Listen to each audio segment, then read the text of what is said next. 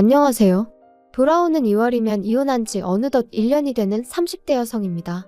사실 요즘이야 한번 갔다 온 건 흠도 아니라고 하지만 그래도 이혼한 게 자랑은 아니다 보니 이혼했다는 말을 하게 될 때는 어쩐지 저도 모르게 움츠러드는 게 사실이에요. 하지만 돌이켜 생각해보면 남편과 결혼 생활을 이어가던 때보다 오히려 지금이 훨씬 풍요롭고 행복하기에 후회는 없습니다. 남편하고 저는 친구 소개로 알게 되었어요. 좀 더 구체적으로 말하자면 그날은 제 고등학교 동창의 생일이었는데 그 친구가 워낙 마당발이거든요. 그래서 원래도 놀 때 중학교 친구, 고등학교 친구, 대학교 친구 뭐 이런 식으로 따로 부르는 게 아니라 자기가 내키는 대로 사람들을 불러요. 그런데 저는 워낙 낯을 많이 가리다 보니 그런 모임에 한번 다녀오면 온기가 빨린 것 마냥 정말 피곤해지대요.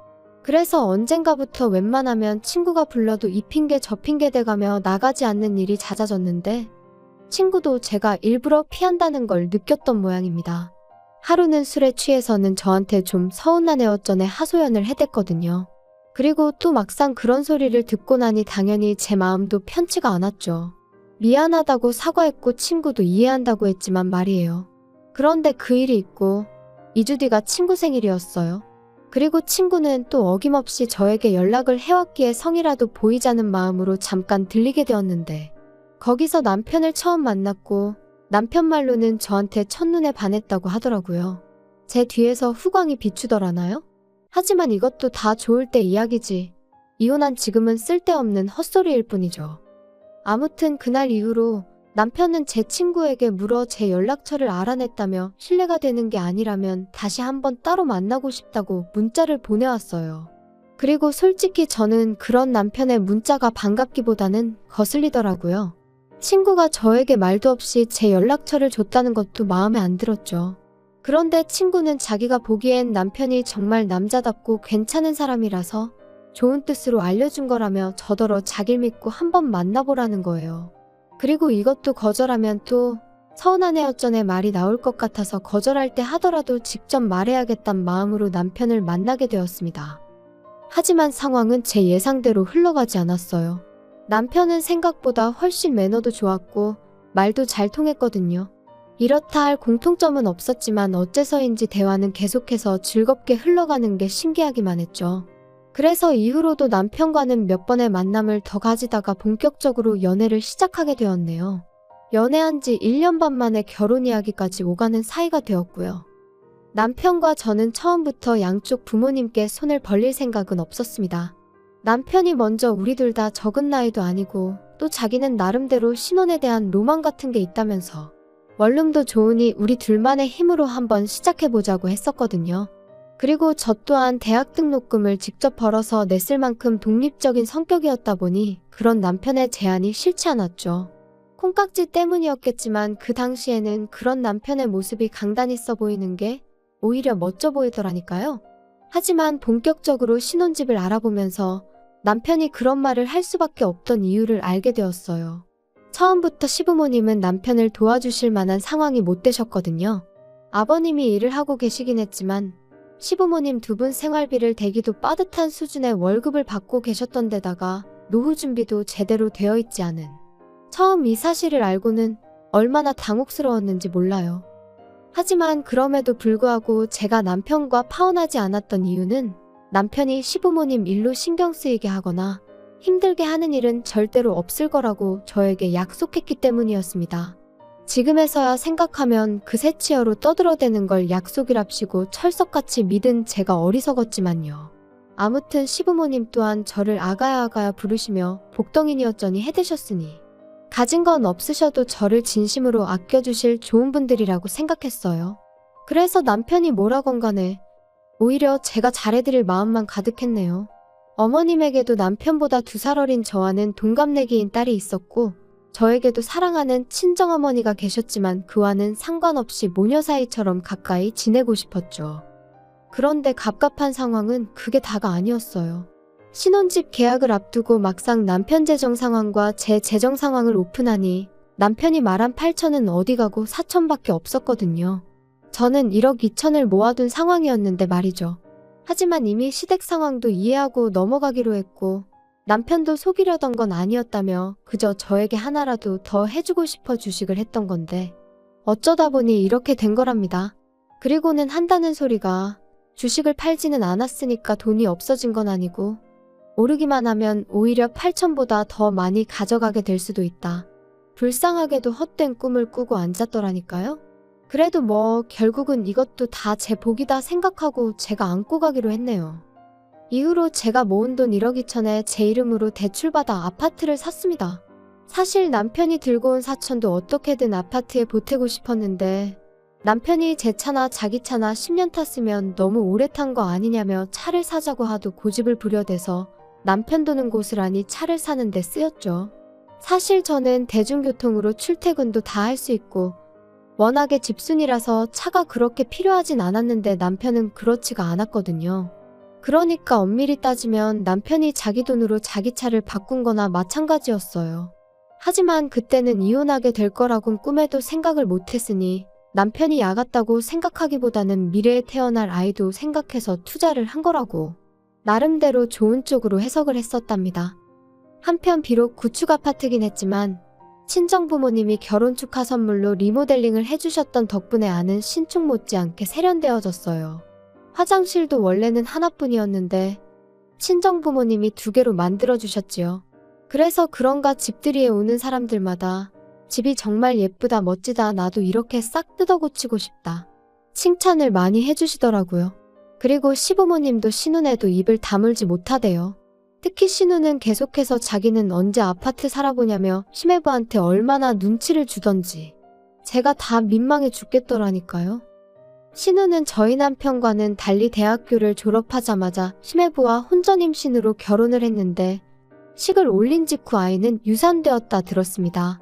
그리고 이 일로 신우는 자기 시부모님한테 미운 털이 단단히 박혔는데 문제는 그게 다가 아니었어요. 신우와 결혼한 이후로 잘 돼가던 시매부 사업이 곤두박질치기 시작했고 건강도 안 좋아지고 그렇다 보니 신우 시댁에선 하지 말라는 결혼을 임신 하나로 밀어붙이더니 이 꼴이 났다며 아들이고 며느리고 꼴도 보기 싫어한다더라고요. 그리고 마지막 사업까지 대차게 말아먹은 이후로는 자기 친정 저한테는 시댁에 얹혀 살고 있던 상황이었죠. 저도 전후 사정을 알다 보니 신우가 저희 아파트를 부러워하는 마음이 이해가 되면서도 민망하기도 하고 뭐 여러 가지로 불편하대요. 그런데 집들이를 하고 1달 정도 지났을 땐가 어머님이 평소처럼 아가야 하며 연락을 해오셨습니다. 그리고는 하시는 말씀이 신우가 저희 집 구경 한번 하고 나서 생병이 났다는 거예요. 자기 팔자는 왜 이런 거냐며 울었다가 지쳐 잠들고 시름시름 앓는다며 보기 딱해 죽겠다 어떡하냐 하시는데 솔직히 너무 황당하고 어이가 없어서 뭐라고 대꾸를 해야 할지도 모르겠더라고요. 그런데 그때 어머님이 당신이 그래서 방법을 생각해냈다 하시더니 저희 아파트가 방이 3개고 그중 하나가 비어있지 않냐며 거기에 신우랑 시매부를 살게 하면 어떻겠냐 그러시는 거예요. 제가 너무 놀라서 진심으로 하시는 말씀이냐 물었습니다. 어쩌면 어머님도 오죽 답답하니 그냥 아무 말이나 하신 거 아닐까. 잠깐 그런 생각이 들었거든요. 하지만 어머님께서는 당신이 뜨순 밥 먹고 쉰소리 하겠냐며 이건 시어머니로서 며느리한테 하는 부탁이 아니라 명령이니까 그런 줄 알라셨어요. 그리고 그날 저녁 저는 남편에게 낮에 어머님이 하셨던 말씀을 그대로 전했습니다. 그리고 남편에게 당신도 알고 있던 거냐, 미리 무슨 이야기가 오가기라도 했던 거냐고 대놓고 물었죠. 그랬더니 남편이 손사래를 치면서 자기가 그럴 리가 있냐고 펄쩍 뛰더라고요. 어머님의 너무나 당당한 태도가 마음에 걸렸지만 일단은 그냥 넘어갔어요. 그리고 이후로 어머님도 신우를 데리고 살아라 어째라 그 이야기를 더는 안 꺼내셨기에 그렇게 일단락된 줄 알았죠. 그런데 그 이야기가 오가고 반년쯤 지났을 무렵이었어요. 남편이 지나가는 말처럼 지영이네도 아파트 살 건가 봐 알아보고 있다더라 그러는 거예요. 그래서 그러냐고 잘 됐네 했습니다. 그런데 문득 신우도 마트에서 아르바이트를 하고 있었고 시매부도 제대로 된 직장을 못 잡은 상황이었는데 아파트 살 돈이 어디서 났나 싶더라고요. 그래서 전에는 돈이 없다고 죽는 소리 하더니 아파트 살 돈을 벌써 모았더냐고 물었어요. 그랬더니 남편이 그거야 지들이 알아서 하겠지 내가 어떻게 알겠어 하며 어영부영 대충 넘기는 거예요. 그래서 그냥 말하기가 싫은가 보다 하고 저도 더는 안 물었습니다. 솔직히 불현듯 떠올라 물어본 거지. 알고 싶어 죽겠다, 궁금해 죽겠다 그런 것도 아니었고요. 그런데 그 자금의 원천은 어이가 없게도 저희 시부모님 주머니에서 나오는 거였어요. 그날은 남편 회사의 창립기념일이었고 저는 그런 남편과 모처럼 여유 있는 시간을 보내고 싶은 마음과 동시에 남편을 놀래켜줄 요량으로 회사에서 조금 이른 퇴근을 했죠. 그리고 남편이 눈치채지 못하도록 조심스레 현관을 열고 들어갔는데 안방에서 남편이 누군가랑 통화하는 소리가 들리대요. 그래서 일단 남편의 통화가 끝나기를 문 밖에서 기다리는데 뭐 때문인진 몰라도 전화기 너머의 목소리가 점점 커지더니 이내 스피커폰 못지않게 목소리가 쩌렁쩌렁 울렸고 바로 저희 어머님이시더라고요. 그리고는 계속해서 말씀하시길 빌라라 그런가 집을 내놨어도 팔리지가 않는다며 네 동생은 아파트 골라놨다고 저 난리라고 미치고 환장하겠다 뭐 그런 얘기를 하시는 거예요. 남편도 그러니까 왜 어머니 아버지 집을 팔아서 걔 아파트를 해주냐고 짜증을 내고 어디까지 듣고 있어야 되나 그런 생각이 들던 찰나에 누군가 저에게 전화를 걸었는지 제 핸드폰이 울렸습니다. 그러자 남편이 허둥지둥 어머님과의 통화를 끝내며 저더러 언제 왔냐는 거예요. 그리고 순간 저는 이걸 들은 티를 내야 되나 말아야 하나 싶다가 안 들은 척하기엔 스스로 좀 음흉스러운 기분이 들어 남편에게 방금 한 이야기가 다 뭐냐고 단도직입적으로 물었습니다. 그랬더니 남편이 한숨을 푹푹 내쉬며 하는 말이 신우가 아파트 사달라고 어머님 아버님을 달달 볶았나 보다고 그래서 두 분이 당신들 집을 팔아 1억을 주기로 하셨다나요?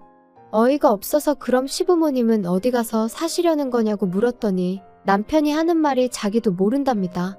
어머님이 갈 때는 정해져 있으니 걱정하지 말라고만 말씀하셨다고요. 그리고 며칠 뒤 남편이 어머님한테 이야기를 한 건지 어머님이 너도 이제 다 알지 않냐며 연락을 해오셨어요. 그리고는 그 일로 할 이야기가 좀 있으니 저희 집에 오시겠다 하시더라고요. 그리고 그렇게 시부모님과 저, 남편 4사람이 모이게 되었는데 어머님이 또 다시 아가야 하시면서 제 손을 당신 양손으로 꼭 쥐시고는 이번만큼은 정말 내 뜻에 따라줘야 한다 하시는 거예요. 그리고 저는 솔직히 신우 집 사는데 돈 보태줘라 뭐 그런 이야기를 하시려는 건가 싶어서 순간 확 예민해지더라고요. 남편도 저랑 결혼할 때 해온 거라곤 자기 차 바꾼 돈 4천이 전부인데 설마 저한테 돈을 달라시겠나 싶으면서도 말이죠. 하지만 어머님이 이어하신 말씀은 아예 차원이 다른 것이었습니다. 어머님께선 지금 사는 빌라 팔아서 신혼에 1억 주고 나면 당신 손에 남는 건 2천이 전부라며 그 돈을 저에게 주시겠다 하시더니 대신 안방을 내어달라셨거든요. 황당해서 그게 무슨 말씀이시냐. 저번에 신우 때도 말씀드렸지만 그렇게는 못 지낸다 했어요. 어머님이 왜 못 지내냐 하시길래 외고 말고 불편해서 싫다고 했죠. 구구절절 대라면 될 이유가 100가지도 넘었지만 결론은 불편해서 싫은 게 사실이었고요. 하지만 어머님은 계속해서 우기시기를 그래서 저한테 2천을 주신다는 거래요. 전세랑 비슷한 거라나요? 말도 안 되는 어머님의 억지에 이걸 하나하나 반박을 해야 하나 싶을 정도로 당혹스러웠습니다. 그래서 남편에게 무슨 말이라도 좀 해보라고 당신은 이게 말이 된다 생각하냐니까. 남편이 저더러 잠깐 이야기 좀 하자며 저를 방으로 끌고 들어가려는 거예요. 그래서 싫다고 여기서 이야기하라 했죠. 그랬더니 하는 말이 어차피 자기 장남인 거 알고 결혼하지 않았냐면서 시부모님이 늙고 병들면 모시고 살 생각을 못했냐대요. 어이가 없어서 지금 두 분 나이가 60대 초반인데 무슨 늙고 병들고 그런 소리를 하느냐고 받아쳤어요. 그랬더니 남편이 또다시 그럼 시부모님이 늙고 병들 때까지 기다리고만 있을 거냐는 말도 안 되는 헛소리를 하더라고요. 기도 안 차서 다시 시부모님한테 아니 집 판 돈을 신우한테 주셨으면 합가도 거기랑 하시는 게 맞지. 왜 저희한테 이러시냐 따졌습니다. 그랬더니 시부모님 하시는 말씀이 신혼에는 하루라도 빨리 애를 가져야 하는데 당신들이랑 같이 살면 얼마나 불편하겠냐며. 그리고는 급기야 저더러 이 집은 방이 3개지만 신혼에는 돈이 없어 방 2개짜리밖에 못 간다고 그렇게 꼭 후벼파야 속이 시원하냐고 소리를 지르시더라고요. 그리고 어머님과 제가 계속해서 언쟁을 벌이자 또다시 남편이 저한테만 소리를 질렀어요. 적당히 좀 하라면서 이 집이 네 거냐고요. 그래서 제가 그럼 내 거지 네 거냐 했습니다. 내 명의라고 대출도 나 혼자 갚게 해놓고선 그걸 까먹었냐고 머리가 어떻게 된 거 아니냐 했죠. 그리고는 남편더러 너 말 잘했다고 내 집이니까 당장 네 부모 데리고 나가라 했습니다. 안 그러면 나도 내 친정 부모님 부르겠다. 경찰도 부르겠다. 한번 동네 시끄럽게 다 뒤집어 엎어보자고. 말 그대로 미친 엑스 마냥 악을 써댔지요. 그랬더니 시부모님도 남편도 그런 제 모습을 보곤 엄청 놀랬던 모양이 돼요. 저거 제정신 아니라며 도망치듯 나갔거든요. 그리고 결국 남편하고는 이혼했어요. 남편은 위자료니 뭐니 헛소리를 해댔지만 제가 뭘 잘못한 게 있어야 위자료도 주는 거지. 그래서 저는 남편더러 내가 너한테 받아내지 않는 걸 감사하게 생각하라며 네가 네 돈 주고 산 차는 안 뺐을 테니 그거나 먹고 떨어지라 했네요. 그리고 그렇게 한 달 만에 남남이 되어버렸습니다. 결혼에 이르기까지는 2년이 넘는 시간이 걸렸는데 이혼은 그 시간에 10분의 1도 걸리지 않는다는 게 새삼 우습더라고요. 한편 신우의 성화에 결국 시부모님은 빌라를 파셨고 신우네는 원하는 대로 아파트에 들어간 모양이에요. 그런데 그 이후로 지금까지 금리가 장난 아니게 올랐잖아요. 그때도 시부모님 돈 1억에 대출을 있는 대로 끌어왔다 들었는데 이러다 신우네 아파트 경매시장에서 보게 되는 거 아닌가 모르겠네요. 그뿐만이 아닙니다.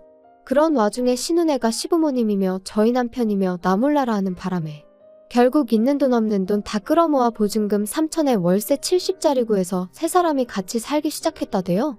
제가 뒷조사를 한 건 아니고 지금도 종종 남편이 자기 반성 많이 했다며 용서해달라고 죽는 소리를 해가며 연락을 해와서 알아요.